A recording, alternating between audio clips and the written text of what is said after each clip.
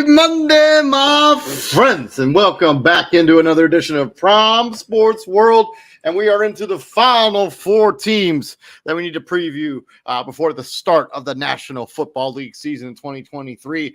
We're swinging into the AFC West and getting into the Denver Broncos. They had a lot of turmoil last season, a lot of turnover on their roster into this season, as Sean Payton is now in. So we'll see what that ends up happening with Denver. I'm David Huppin. Right there is my co-host, Mr. T.J. Hopkins. Please like, share, and subscribe to the podcast. If you do happen to miss us live, we do have a plethora of streaming platforms. I'll share there in the comments section. TJ, happy Monday, my friend. How are you? How was your weekend?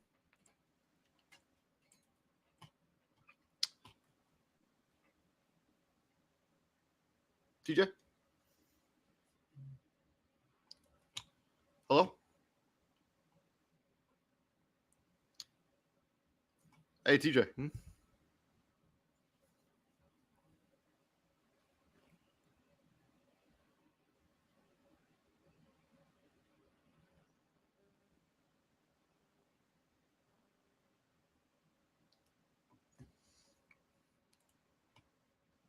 Yeah, I can't hear you right now, TJ. So you may have to leave the show and come back in.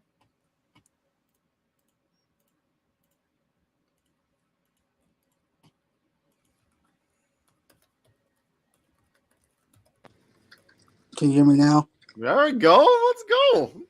Yes, I can absolutely hear you now. Let's get right into the storyline for the Denver Broncos. Happy Monday, man.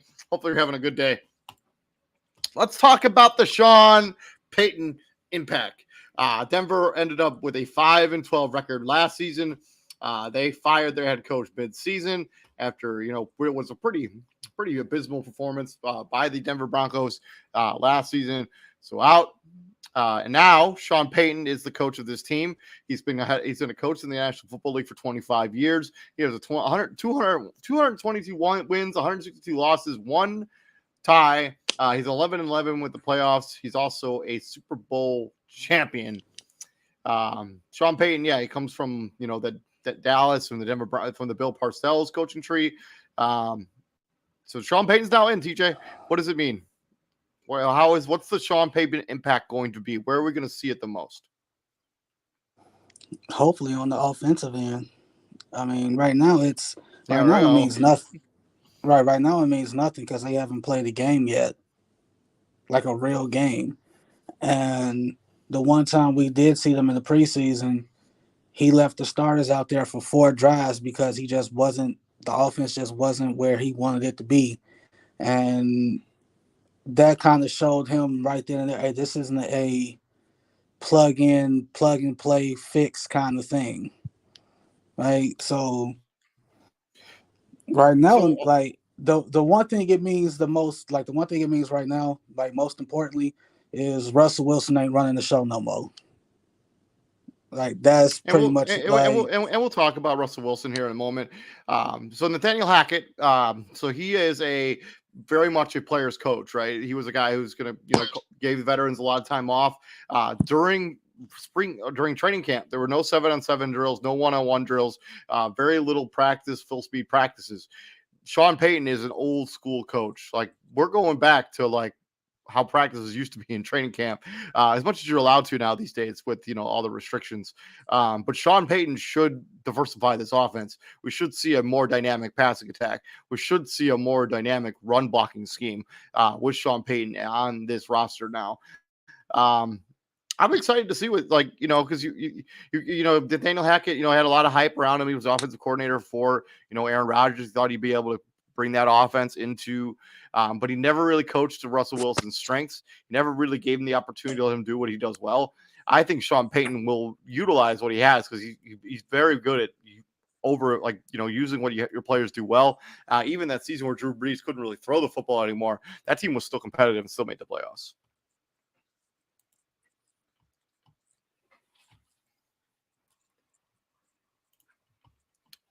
TJ. That was mostly carried by Alvin Kamara and the defense because Michael Thomas couldn't stretch the field anymore.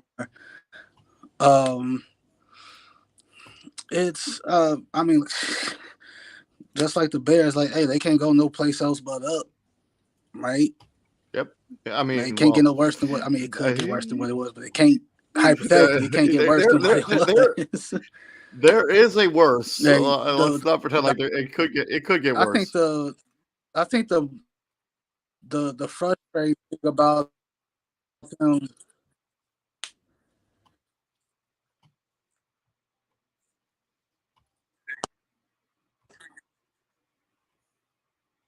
I think the frustrating thing about pushing on the list stuff like the time management, situational awareness, like that stuff. Like the first game of the season, that game against Seattle, they let all that time just go off the clock, and you see Peyton Manning on the Manning cast call like 15-time kicker for a woefully short on, like he's kicking in Denver. Like if he kicks that in Denver, maybe he wins. I don't know.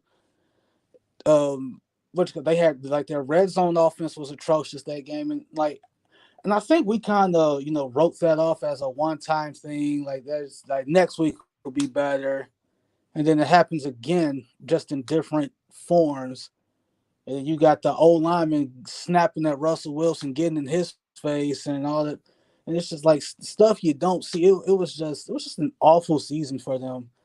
And I think it's while he should be lauded and revered and respected, I don't expect Sean Payton to fix that in one season. Like, if he does that, hey, he's a miracle worker. Like Yeah, seriously, if he fixes that, he's a because like certain things require more time to fix and whatnot. yeah, so I think Sean Payton's going to give. He also gives you a real credibility when it comes to the quite coaching position. Like you're not going to question Sean Payton when like he makes decisions on the football field. Like he has the best interest, and he's been there, done that. He's probably a Hall of Famer without ever coaching again. Hey, he didn't need to get back into coaching. Like Sean Payton could have sat on the sidelines and been like, "Yeah, I'm just going to retire." Moving on from Sean Payton, let's talk about Russell Wilson. His worst season by far. Well, I guess I wouldn't say worst season. When it comes to completion percentage and interceptions, No, no, is it, no. That's his anyways. worst season by far. But yeah, 16 This is worst touchdowns, season by far. 11 interceptions, 3,500 yards, Don't a sugarcoat it. 60% completion percentage. But his season before that also wasn't all that good. In 14 games, 3,100 yards, he had 25 touchdowns and just 6 interceptions.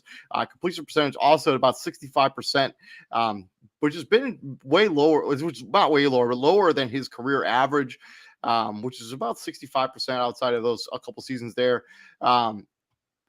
What version of Russell Wilson are we going to see? Are we going to see the guy who was a perennial All Pro, a guy who's constantly got his snubbed on the fact that he's never got an MVP vote, even when he's been productive? But are we going to see more of the guy we saw last season as age finally caught up to Russell Wilson, who's 34 years old, will be 35 by the time this season ends?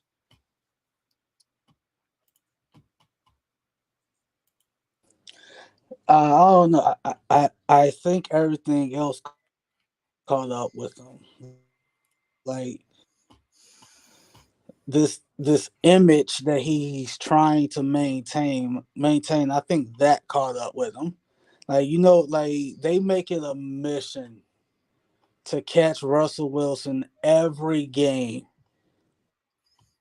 doing that same pregame routine where he goes through his calls, he goes through his checks, and it's just him out there, and he's treating it like it's a regular game.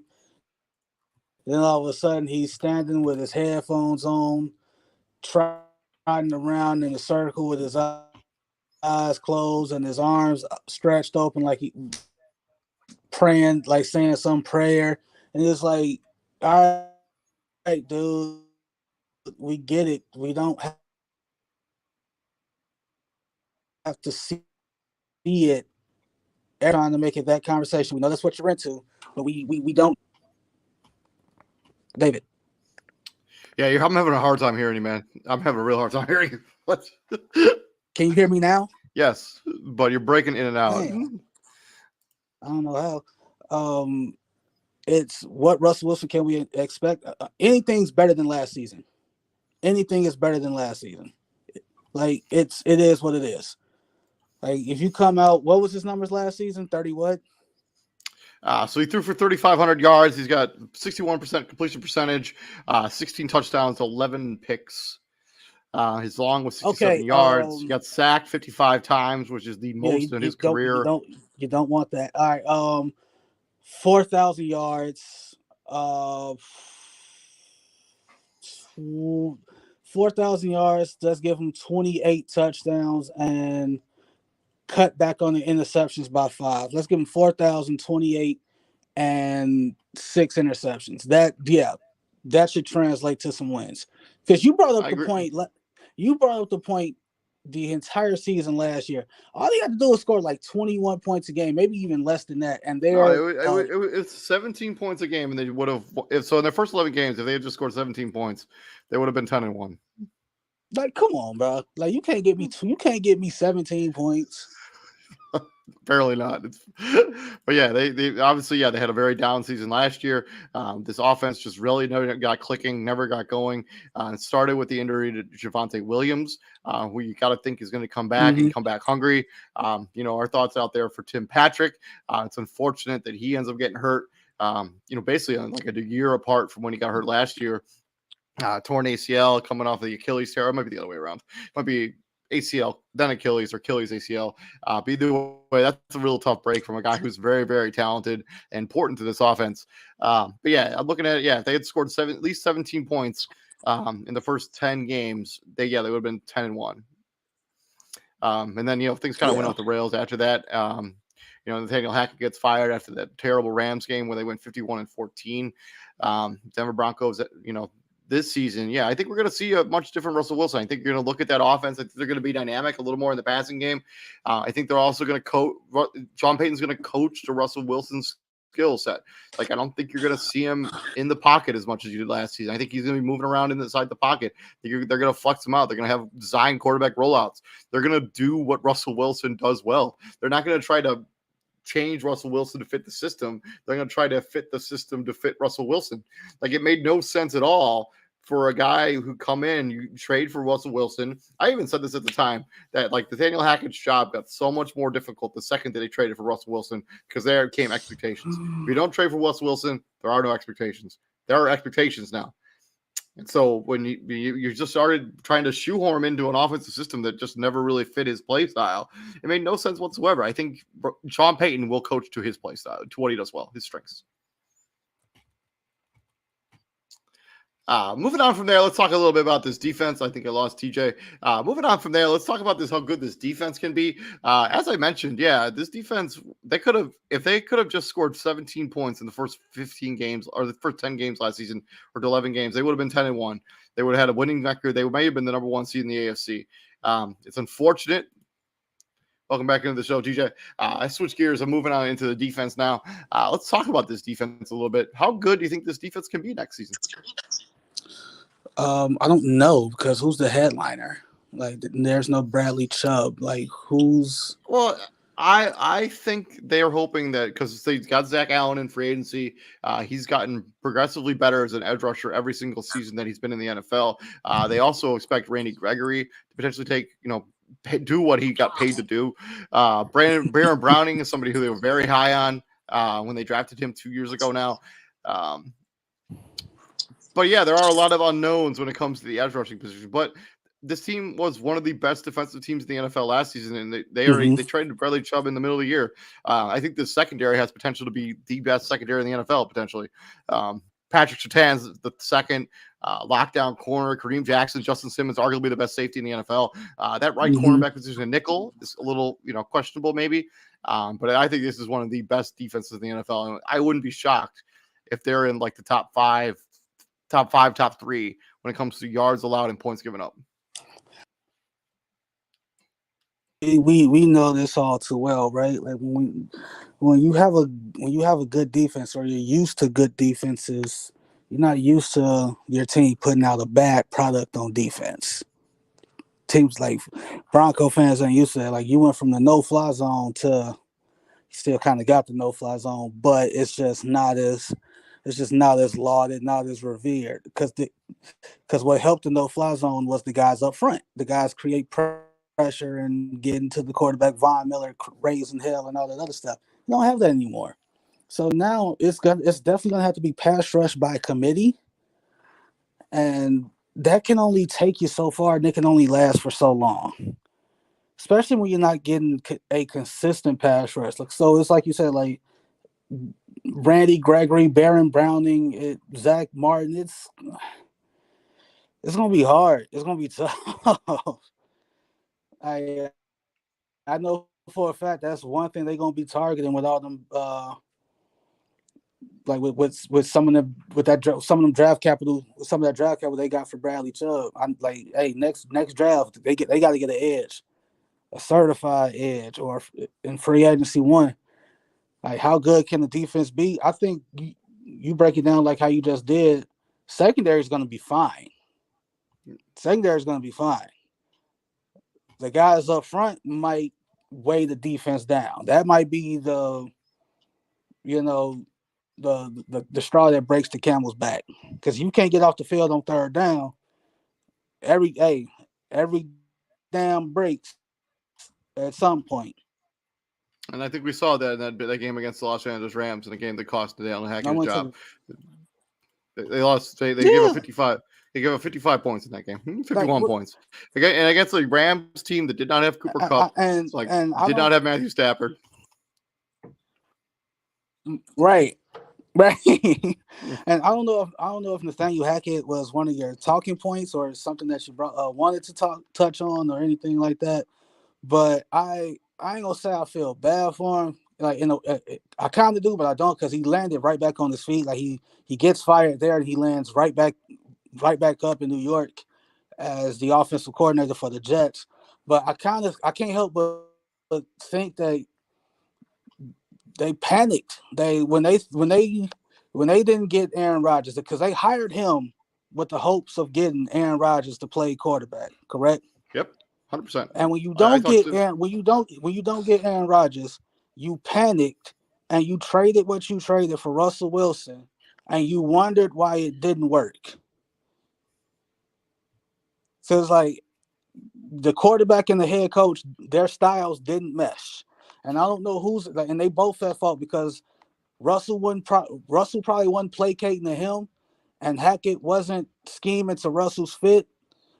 Because if I'm Russell Wilson and I go in that situation, I'm not. He don't seem like the type, but hey, I don't know this man. He probably in there like, hey, who the hell are you to tell me what I can? I'm Russell Wilson. I'm the name. I could retire now and probably make the Hall of Fame. Right? Like you trying to build your resume up. So I don't know, like, what I don't know if that Rams game. I don't know if they just said, you know what, I'm done with this dude. We just gonna boycott in our own. Yeah. I mean, it's possible that they were just like, you know what, we're done with this guy. We're done with this guy. We're absolutely going to stink, and he's going to get fired because of it. But yeah, this defense has an opportunity to be one of the best in the NFL. Let's swing into their draft. Not a lot of draft picks, as I mentioned. They gave up a lot of draft capital for Russell Wilson. Mm-hmm. They took Marvin Mims, Jr., wide receiver out of Oklahoma. Pretty head-scratching pick based on what they have already at wide receiver. But as we know, Tim Patrick got hurt. KJ Hamler had a rare medical disease. He also got released. A month ago, maybe. So he's probably going to be their slot receiver for majority of the season as a rookie. He's going to pay dividends for them right away. Drew Sanders, linebacker out of Arkansas. They took a corner out of Iowa. Iowa is kind of the king of cornerbacks. LJ Skinner, safety out of Boise State, and Alex Forsyth, center out of Oregon, who was a mini steal where they got him because I can really play. Oh, well, the KJ Hamler thing, it's a medical release, so it's not a we're done with you release. It's a get yourself together, get healthy, and then we're like, once you're medically cleared, we're gonna bring you back. It's that kind of medical. It's kind of like what the Chiefs did with Eric Berry. Remember when Eric Berry got diagnosed with cancer? They released him so he can get treatment and all that other stuff, and when he was in remission, they brought him back. I think, like, when they drafted Marvin Mims out of Oklahoma. You got to keep in mind, at the same time, you had guys like Jerry Judy and did Cortland Sutton do it too? I think those two dudes, like, low key were Well, rumored to they demand the were trade, right? they were legit for entertaining trade offers for both those two Trading. guys. So it made sense to be like, all right, if we're going to blow this thing up and trade those two dudes away, we got to have somebody to throw the ball to. So it made sense. But even now, like, you can't see the future, right? You didn't know Tim Patrick was going to tear his Achilles or ACL, whichever one it was, and like you said, thoughts and prayers go out to him. You didn't know KJ Hamler was going to have the illness that he has, right? So it's to get him in the second round again makes sense. Now it makes sense now. Yeah, yeah. At the time, not so much, At the but yeah, the time, guy he could really stretch the field. 5'11", 182 pounds. He had more receptions of over 20 yards than anybody in this draft class. He's going to be a productive wide receiver for them, hopefully. now you just And hope yeah, you that got Jerry Judy, Cortland Sutton. You just hope that he could come in and play. right. The Yeah, because linebacker out of Arkansas, 6'4", 235 pounds. He can move around in the offense. He had 9.5 sacks. His one season after he actually was at Alabama, they transferred to Arkansas. Had 9.5 sacks in the one season he was there. damn. at Arkansas. So At Arkansas. Again, I'm not from. Oh, what kind of do they run a 3-4? Yes, it is a All right, 3-4, and he's currently listed as their right inside linebacker. So he's right. Like, so yeah, he's right on that edge. Like, that's what they need. That's what they're gonna need. Mm-hmm. You just hope that 9.5 sacks translates to the NFL. I ain't say he got. I'm not saying he has to get 9.5 sacks. Right. I mean, probably not his first season at least. But yeah, he also had 103 tackles. He had 13.5 tackles for loss in one season while at Arkansas. So yeah, he's a good football player. Riley Moss, defensive back, he played 50 games while he was in college over 5 seasons. He had 40 starts in those 50 games. He's 6 foot, 163 pounds. He had a 4.47 in the 4. Yeah. 4.4 in the 4.47 in the 40-yard dash. He had 11 career picks, 2 of them returned for a touchdown. Yeah, he's just a good football player. Like,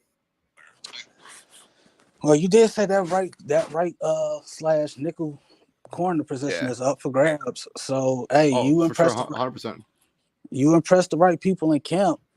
That job is yours to lose, man. So just keep doing what you're doing. Put your head down. Go to work. And yeah, go from there.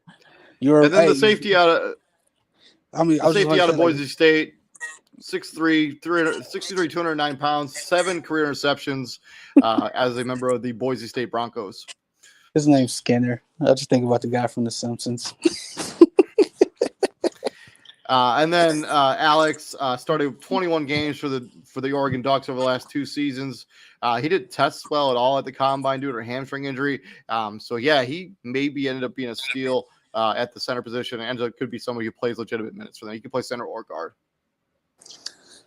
I wish the Bears got him with Tevin Jenkins. Like, how do you strain both calves, dude? Like, Jesus Christ. Anyway,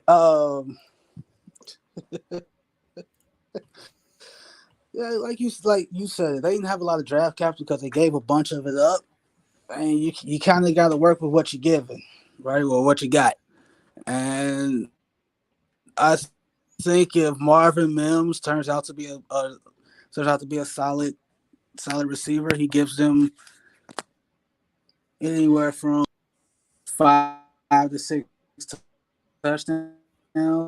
Yeah. I mean, if they can get production out of their first 3 picks, I think that would be. Can come in, and if Drew Sanders can come. But given their lack of draft capital, I can't give this higher than like a B- draft. I I still think they needed to address edge rusher somewhere in this draft outside of the pick of Drew Sanders in the third. I think they needed to take more swings at that. They didn't need a safety whatsoever. I think they could have gone somewhere else. This is a B- draft for me.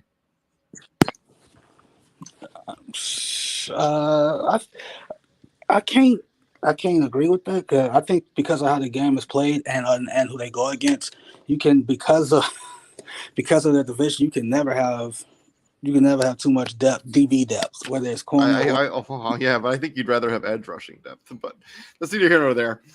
Moving on to free agency class, a lot of shakeup here when it comes to their roster. Mike McGlinchey actually comes over with the San Francisco 49ers. Ben Powers comes over from the Ravens. Zach Allen, edge rusher, comes over from the Arizona Cardinals. Samaje Perine is going to be now the backup to Javonte Williams at the running back position. He comes over, and then Frank Clark coming over from the Kansas City Chiefs as he stays within the division. Obviously, we talked about Draymond Jones going to Seattle. Graham Glasgow went over to Detroit to make a good offensive line even better. And then Brandon McManus got released, and they replaced him with Brett Maher, who's been just okay in the preseason so far at the position. But they needed to address their offensive line. They needed to address their edge rusher. They did that with both of the guys they added with Michael McGlinchey, Ben Powers, and Zach Allen. I love those three additions big time. Yeah, I was when Izzy and I did the 49ers show, I was like, Mike McGlinchey was a rumored Bear for like 2 seconds. And then Denver's like, no, dude, you're coming here. Russell Wilson got sacked, you said, what, 55 times? Yeah. That's just, first off, that's uncharacteristic of him to get sacked 55 times, to hold on to the ball that long, right? And just a side note, you know that when Justin Fields said that he's a top 5 running quarterback of all time, and Colin Cowherd came out and said he listed quarterbacks who can run, but and not necessarily running quarterbacks. He listed Russell Wilson as a better running quarterback than Justin Fields, and everybody's like, dude, Russell's never had more than 500 or 700 yards rushing in a season. That's in 2014, he actually had 849 yards rushing. That's it. 6 touchdowns. Yeah, that's in 2014. That's in year 3. The most he's had in the last 5 seasons has been 513 in 2020. Yeah, that's a quarterback. That's a quarterback who can run, not necessarily a running quarterback. No, he runs. He runs when he has to. He's not a running quarterback. And that being said, you don't expect a quarterback who can run to get sacked 55 times.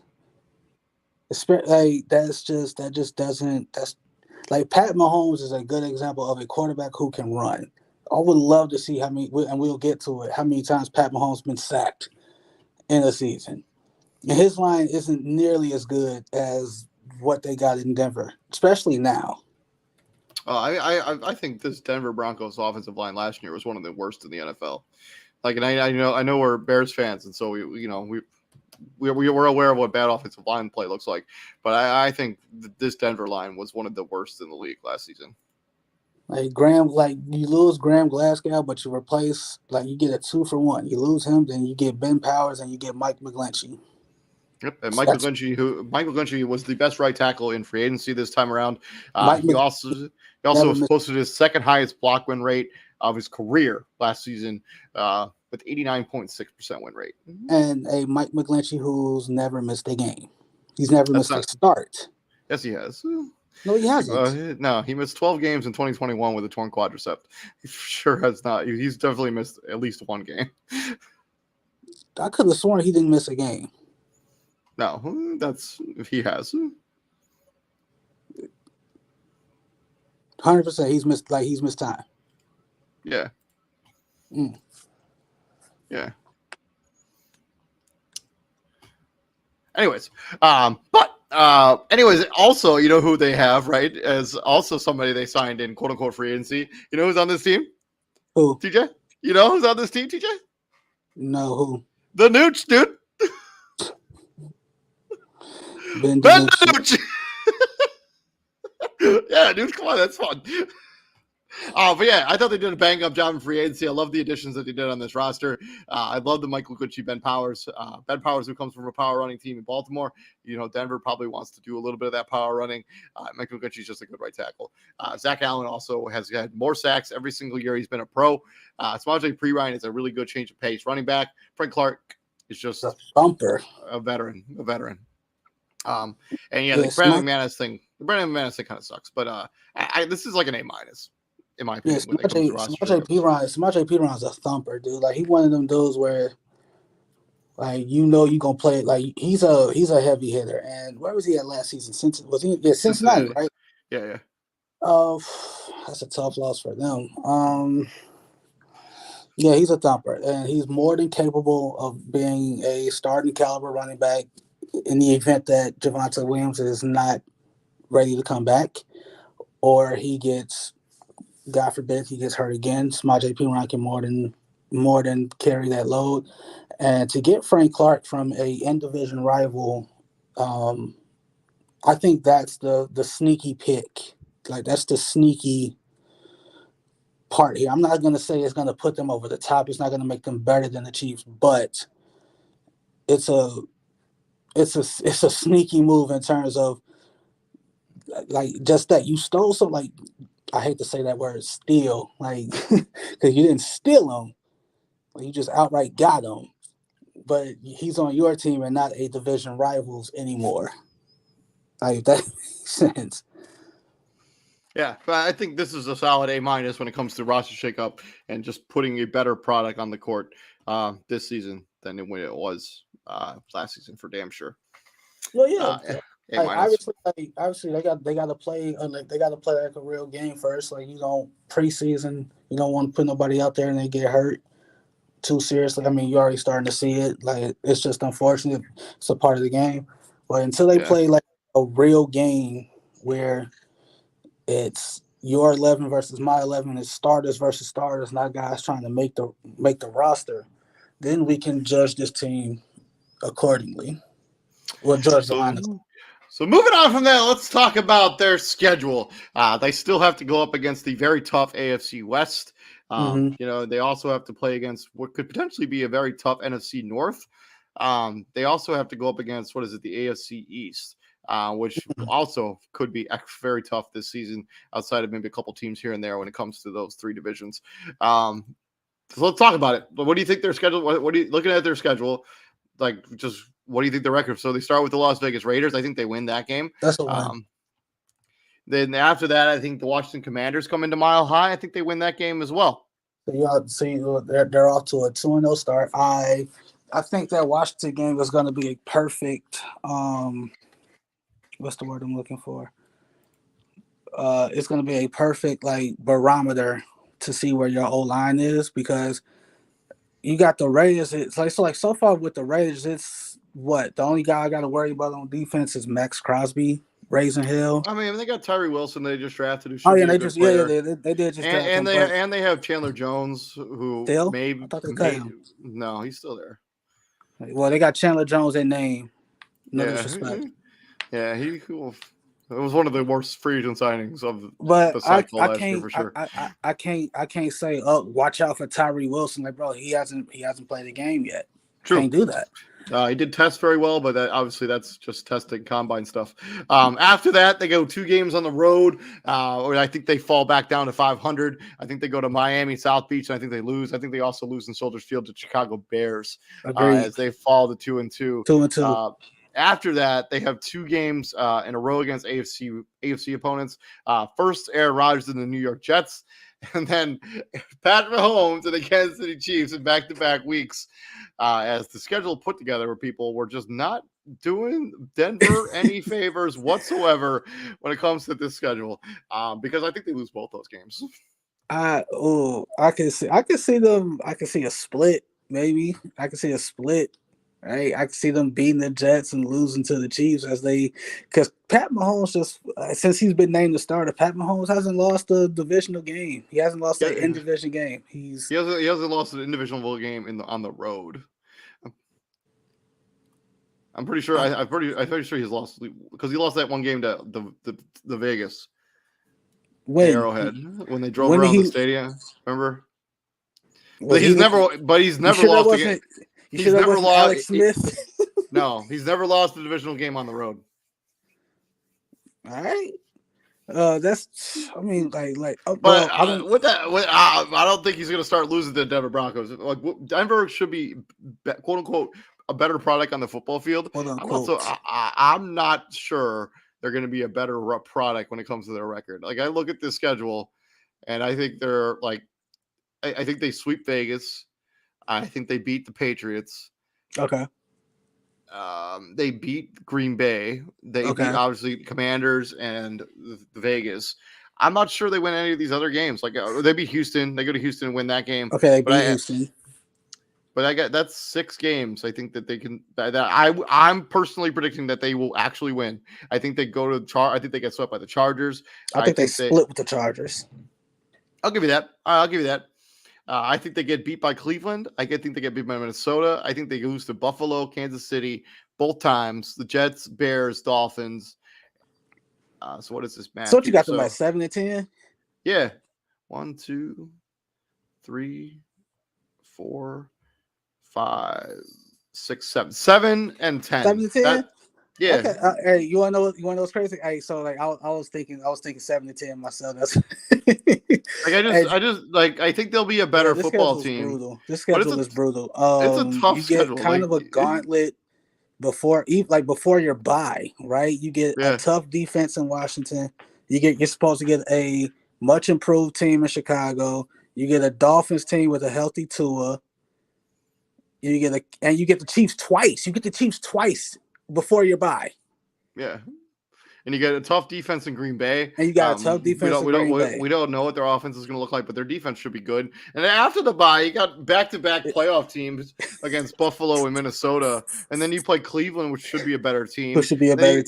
Obviously, you get to go to Houston and play the Texans. I think you win that game. But after that game, I mean, you get 2 games against the Chargers, a game against Detroit, and then New England, and then you got Vegas again, which is a game I think you'll win because I think Vegas is really not going to be good. So I think Raiders fans don't want to admit this, and we'll get to them tomorrow. I think, like when you're praising Aiden O'Connell to be your quarterback, that just come on, bro. Like that just luckily for them. Josh Jacobs has decided to end his holdout, reportedly. Nothing's been signed, right? Nothing's been signed. But he easily could have, pulled the Jonathan Taylor route, and we found out today that the Colts have granted Jonathan Taylor to seek a trade. That still doesn't mean he's guaranteed to get traded. So But that's an ugly situation in and of itself. So you have a Josh Jacobs who's on edge, not happy. You may be happy he's back, but that don't mean he's happy that he's still there or he's happy to be there. Like you said, Chandler Jones is getting older. You called it one of the worst free agent signings since probably ever. Jimmy Garoppolo. It's not as bad as the Albert Hainsworth signing or like. Well, no, God, no. I don't think anything tops that. I mean, something probably does top that. We would have to do a lot. That bad Deion Sanders contract when he went to the Commanders also was terrible. It's all Daniel Snyder BS for real. But it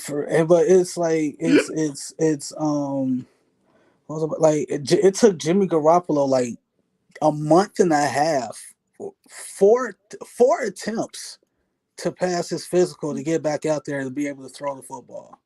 4. Man, we'll talk about Las Vegas tomorrow on tomorrow's episode. But on today's show, we got Denver Broncos 7-10. At least that's my prediction. I did not think they're a playoff team. I still think this team has a lot of holes, and the problem is they're still the third best team in their own division. So, question before we get up out of here. All right. So, what was their record last season? Remind me. 5-12. 5-12. They go 7-10 this season, right? Mm-hmm. What kind of conversations are they having? I think there's a real Russell Wilson conversation happening if they go 7-10. A 100% legit. We might have to move off Russell Wilson conversation. Yeah. Because I mean, because of the way the contract's built, they I think they can waive him next offseason and not be on the hook for his fully guaranteed. Like there's an opt-out clause or something of that nature. Yeah, I remember that. So it's a weird opt-out clause. It's weird. Like they could legit release him next offseason and be like, you know what? This isn't working, and they can not be on the hook for all his money. I'm not sure what you do at quarterback if you make that decision, because they haven't had a legitimate draft capital in 2 seasons because of that particular trade. Because remind me, that's not Elway's job anymore, is it? Correct. John Elway's contract also expired, and so I don't even think he's involved in the front office anymore. I don't either. So, and I don't remember who the GM is right off the top of my head. No, because I think they just got sold too. Yeah, so the Waltons own them now. The guy who owns Walmart, right? Yeah. So George Patton is now the GM of this team, and so yeah. All right. Hey, so Denver. Pose that question. Pose that question in the group chat. I need the others to weigh in on that one. I think there's a legitimate Russell Wilson conversation being had if they win 7 games, miss the playoffs again this year, because this roster's expensive to be kind of meh. And so you asked me earlier how my day went. So like I went to the dentist earlier today, and the numbing has finally wore off. Oh man! Oh my mouth. So it's. I went to the dentist once. It was like 3 hours of just pure torture. 3 hours? What the hell was? Never mind. Nope, not even asking. We'll be back here tomorrow breaking down Las Vegas Raiders. Don't want to miss that content. Please like, share, and subscribe to the podcast. I'm David Huffman. Right there is Mr. TJ Hopkins. And TJ, what do we do here at the Prime, my friend?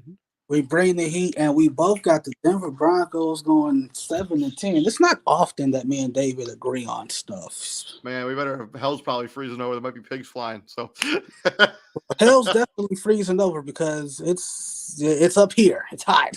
Man, I went to go get Arby's yesterday, and it was so humid and hot and humid. Like literally, by the time I got home from picking up Arby's, I went to the drive-thru. I was literally soaked in sweat from head to toe. I was like, "Fucking, are you kidding me?" Like I literally just drove to pick up food, and I basically just got like a sauna workout. See, you want to know what the problem is? You want to know what the problem is? You willingly eat Arby's. I'm out. Man, Arby's is fire, dude. Don't even. Only thing good about Arby's is the curly fries, man. I'm out. No, their mozzarella sticks are fantastic. But I'll see you tomorrow, man.